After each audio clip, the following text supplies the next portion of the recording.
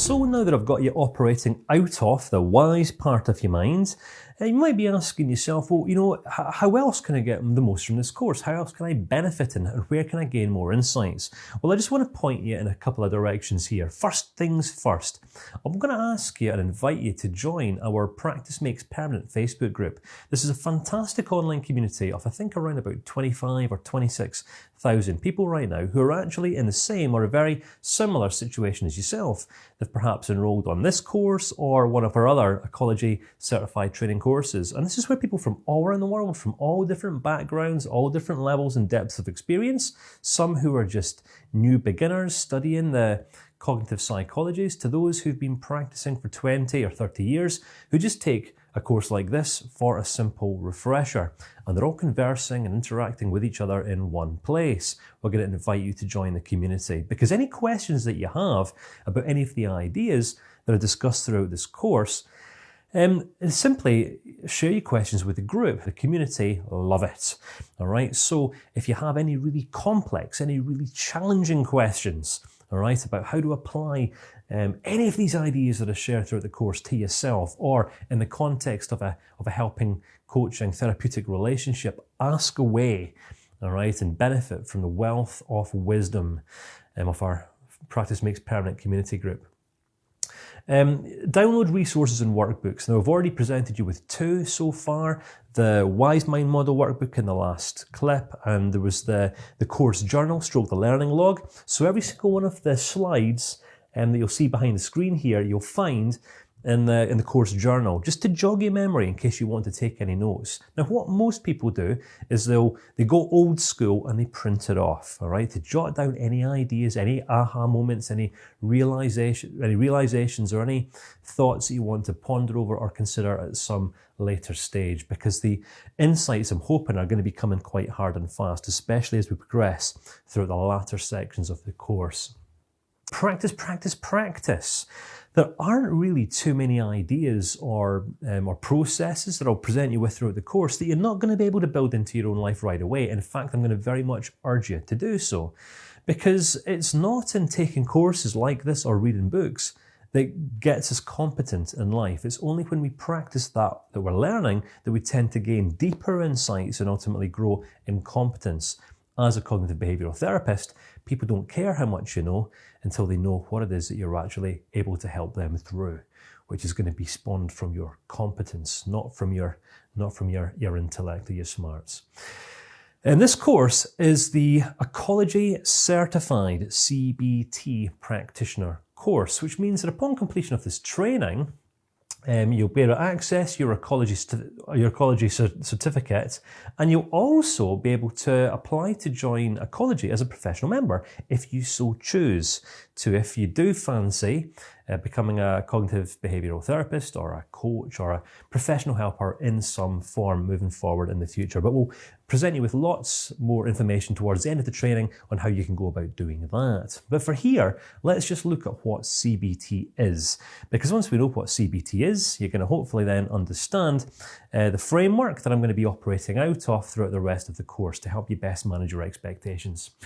Now, I've actually taken this, I've copied and pasted it from the Beck Institute. The Beck Institute, born from Mr. Aaron Beck, who is one of the founding fathers of cognitive behavioural therapy as a life science. Cognitive behavioural therapy, CBT, is an action-orientated form of psychotherapy that assumes that unproductive or unhelpful thinking patterns cause unproductive behaviour and undesired negative emotions. Right, this is the idea. From experience over the last decade of working with people, I've found cognitive behavioural therapy to be very, very close in many ways to effective coaching. All right, this is where we're not here to heal people, we're not here to transform people. Our role as cognitive behavioural therapists is just simply to lead our clients, or those people that we work with, into greater depths of insight into that which is true for them. All right, have you ever found yourself spiraling out of control emotionally as you get trapped or stuck inside of your mind, thinking about worst case scenarios or expecting the worst or focusing on some sort of event you've had in the past? And what happens? Well, what we focus on in life, we tend to feel. So what we think about the most tends to have an emotional consequence. And this is one of the core ideas that CBT is kind of built around. And as I mentioned in that last video, this is where the cause and effect principle kind of comes into play. So, what I want to urge you to think about here in this video is what sort of level of impact you want to make as a human being, right? So you're taking this course. Now, this might be your first experience of cognitive behavioral therapy. It might be the case you have been practicing for quite a number of years. It might be the case you've actually got a practice open and you're already working with clients. So here's the thing. What I like to do in online training courses like this is just get you thinking what your reason is for taking this course right now, because I'm going to suggest there will be one of three. Reason number one will be for your own personal impact, your own personal growth, and your own transformation, which is fantastic. And if I'm going to be honest with you, that was pretty much the same reason why I got into studying CBT and counselling and coaching all of those years ago. Now, simply for the purpose of impacting my quality of life back then. And it might be the case that this is where you're at right now, and if so, this is perfectly amicable and totally okay. We all need a starting point, don't we?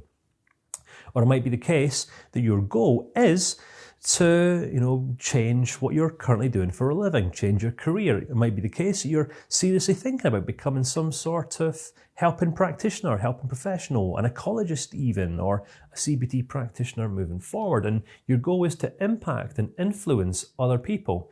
You might want to set up a CBT-based practice at some point in the future, which is kind of like a very different level of impact. There's one thing wanting to be impacted within ourselves, but then it's something else having a goal to want to impact and make positive changes in the lives of other people. But then there's a deeper level of impact still, and you can think about this because many of the principles and the ideas that I share through the training course, yes, granted you'll be able to apply them to yourself, and yes, granted you'll be able to share them with other people on a one-on-one level and make a positive change, really facilitate impact. But many of the ideas that you'll be presented with, you'll find really should be getting taught and trained in our schools, not just here in the UK, but throughout the world, all right? CBT is like a core and a grounded set of basic life skills. This stuff should be getting taught in schools. Our children should be getting trained in this. All of our teenagers and students should be getting taught this stuff. This is basic life skills before academic information, how to speak French or German. All right, this is about how to live life in the most effective way, operating and functioning from a place of stability and wholeness, rather than instability and brokenness, which is where many people operate from today. So this is just the idea, all right? In your course journal, just take a few minutes and note down or jot down what your vision is, what your goal is for actually taking this course. Because believe it or not, what your goal is and the reason why you're taking this course will determine how much you get out of it. So what's the best case scenario for you? Do you want to transform your own life or have your own life impacted, transformed, in which case all you've got to do is apply all of the ideas to yourself. It's then and only then, once you have applied those ideas to yourself, that you're going to be able to then more effectively impact and influence other people. Once you're doing this effectively, you will be able to eventually go on to facilitate cultural change and make a national, social, cultural impact in your own home, town, city, nation, or corner of the world. Is entirely up to you. Many people see the best case scenario for them when taking a course like this is setting up like a CBT based practice and working with clients in exchange for an hourly rate. But what I always encourage people to do is consider different business models, right? Such as social enterprises or social initiatives. Social enterprises are kind of like profit-making organizations with charitable purposes that perhaps might work with a certain group of people in society. I know when I first started out, I worked with many ex-service personnel the cognitive behavioral therapy processes really brought about massive change for those guys. So I wasn't just working with individuals, I was working with groups of people. So I just wanted to share these ideas with you at this stage of the course, right? Just to help you get clear on the reason why you're taking this course, as I've mentioned, because the reason why you're taking this training will impact and determine how much you get from it.